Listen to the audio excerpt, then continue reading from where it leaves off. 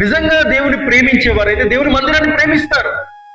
మనలో 52 ఆదివారాలు ఏ ఒక్కరు మానడానికి వీలు లేదు. 2025 సంవత్సరం అంతా కూడా నువ్వు కొన్ని ఆదివారాలు మానేసిన దేవుడు క్షమించి నేను 2026 తీసుకొచ్చాడు. కారణం ఏంటంటే ఈ సంవత్సరం కూడా మానేస్తామని కాదు, ఈ సంవత్సరం కంటిన్యూగా ప్రతి ఆదివారము నువ్వు మందిరంలోనికి రావాలి.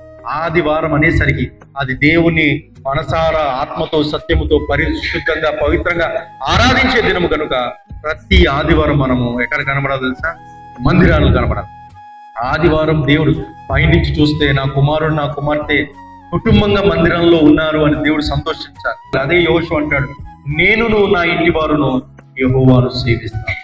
కాబట్టి మనమందరం కూడా బహుగా ఫలించాలంటే దేవుని ప్రేమించాలి. దేవుని ప్రేమించడం అంటే ప్రార్థించడం, వాక్యాన్ని ధ్యానించడం. అదే సమయంలో దేవుని ప్రేమించడం అంటే దేవుని మందిరాన్ని ప్రేమించడం. ఈ మందిరమేనండి మనకు ఆశ్రయ స్థలము.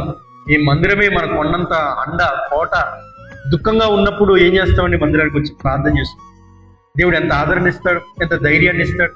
కాబట్టి దేవుని మందిరాన్ని ప్రేమించేవారు దేవుని మందిరాన్ని మారడానికి వీలు లేదు. మందిరాన్ని ప్రేమించండి, సంఘాన్ని ప్రేమించండి, క్రమంగా రండి, అనేక మందిని సంఘానికి తీసుకురండి.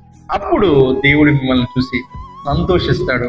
అప్పుడు మీరు బహుగా ఫలించే వారిగా అవుతారు.